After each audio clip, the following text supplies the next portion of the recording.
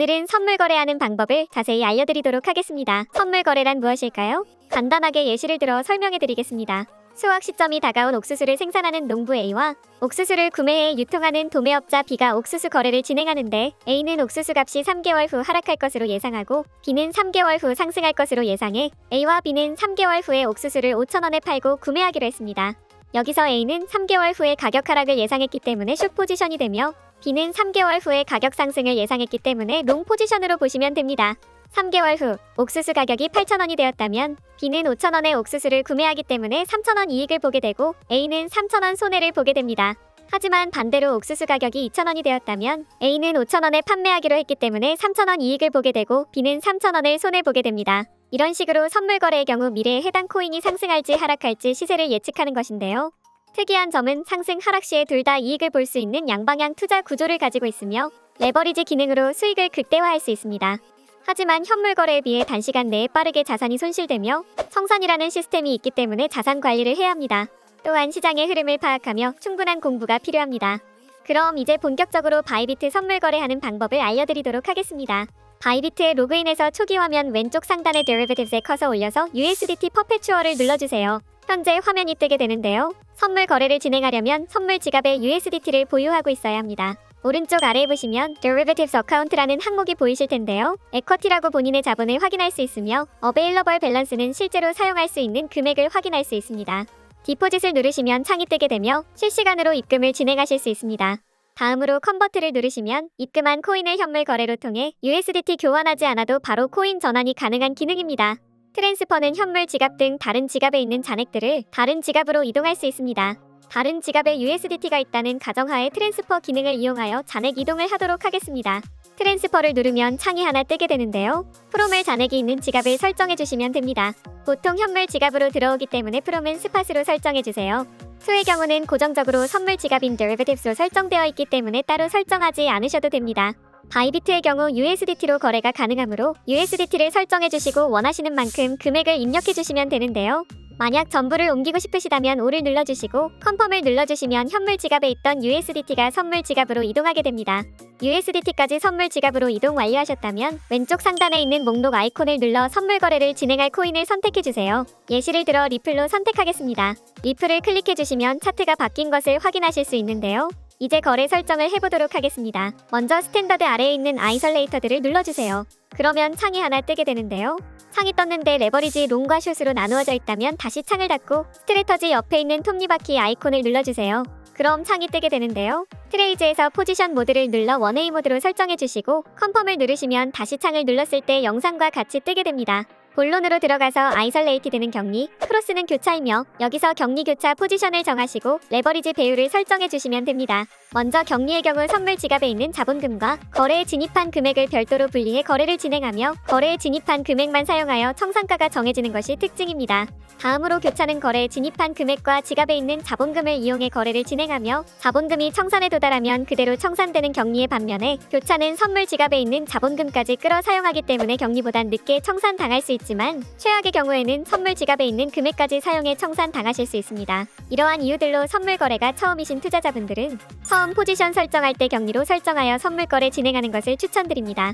레버리지의 경우 원하는 배율만큼 설정해 주시면 되는데요. 설정하기 전 레버리지 수익 구조를 설명해 드리겠습니다. 레버리지의 경우 설정한 배율만큼 돈을 벌고 잃을 수 있는 시스템이며 레버리지 배율은 코인마다 최대 지원하는 레버리지가 다르므로 참고해 주세요. 레버리지는 득과 실이 동시에 존재하므로 처음에는 낮은 배율로 설정하셔서 조금씩 감을 익히며 배율을 늘려가는 것을 추천드립니다. 포지션과 레버리지를 설정하셨다면 지정가와 시장가를 선택해 주시면 되는데요. 오픈 밑에 보시면 리밋과 마켓이 있습니다. 여기서 리밋은 지정가이며 내가 원하는 지정 금액의 거래에 진입할 수 있다는 특징을 가지고 있습니다. 마켓은 시장가이고 코인의 시장 평균가를 계산해서 거래 체결을 기다릴 필요 없이 빠르게 거래에 진입이 가능합니다. 바이비트의 경우 지정가와 시장가의 수수료가 다르게 발생하며 시장가는 0.055%, 지정가는 0.02%입니다. 그리고 거래 진입 시, 거래 종료 시에 수수료가 발생하게 됩니다. 수수료 계산 방법은 진입 시 시장가 혹은 지정가 더하기 종료 시 시장가 혹은 지정가에 레버리지 배율을 곱해주시면 되는데요. 더욱 이해하기 쉽게 설명해 드리겠습니다. 레버리지 배율은 10배로 설정했고 거래의 진입 시 지정가 종료 시에 시장가로 종료했다면 시장가 수수료 0.055% 더하기 지정가 수수료 0.02% 해주시고 레버리지 배율 10배를 곱해주시면 총 0.75%의 수수료가 발생하게 됩니다. 만약 한 가지 방법으로 지정가로 거래에 진입하고 종료했다면 0.02% 더하기 0.02% 곱하기 레버리지 배율 10배를 해주시면 총 0.4%의 수수료가 발생하게 됩니다. 종종 레버리지 배율을 100배로 설정하고 거래하시는 투자자분들의 경우 한 가지 방법으로 진입한다고 가정하였을 때 지정가의 경우 2%, 시장가의 경우 5.5%의 수수료가 발생하게 되고 거래 종료 시에도 똑같은 수수료가 발생하기 때문에 총 4%, 11%의 수수료가 되기 때문에 추천드리지 않습니다. 다시 돌아와 지정가로 거래를 진행해 보도록 하겠습니다. 리밋을 눌러서 가격을 설정하는데 가격 설정이 어렵다면 옆에 있는 오더북을 누르면 가격이 자동으로 설정됩니다. 오더북을 이용해 거래에 진입하면 지정가임에도 불구하고 빨리 거래에 진입이 가능합니다. 다음으로 수량을 입력해 주시고 손익절 설정을 하고 싶다면 롱 포지션의 경우 바이 롱 미드 TP SL을 누르고 숏 포지션의 경우 셀숏 미드 TP SL을 눌러주세요. 테이크 프로핏 USDT는 해당 금액만큼 이익을 봤을 때 입절을 하는 것이고 스탑로스는 해당 금액만큼 손해를 봤을 때 손절을 하는 것이며 설정한 금액에 도달하였을 때 자동으로 거래가 종료됩니다.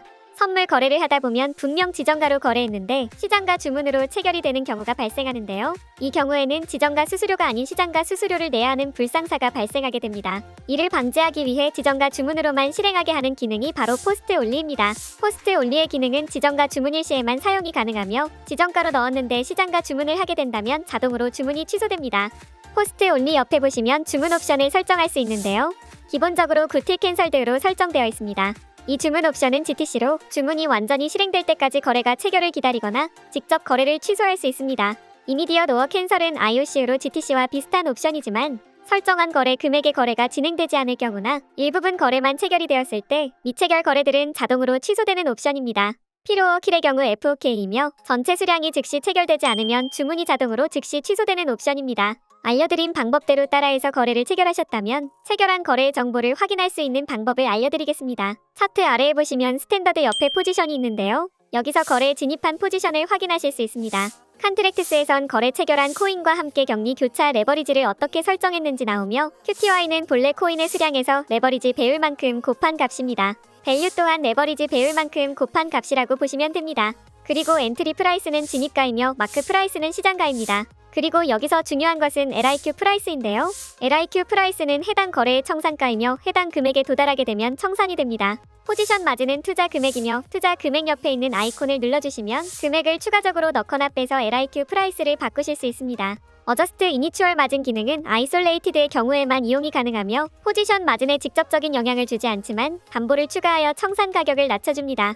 다음으로 얼리얼라이즈드 P&L은 손익금이며 데일리 리얼라이즈드 P&L은 일별 손익금입니다.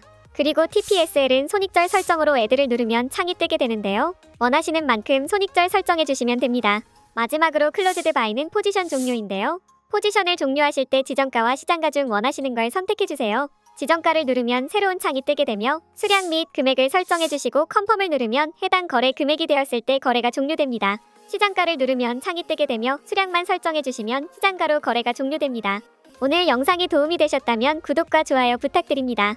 다음 시간에도 투자에 도움이 되는 영상으로 돌아오겠습니다. 시청해주셔서 감사합니다.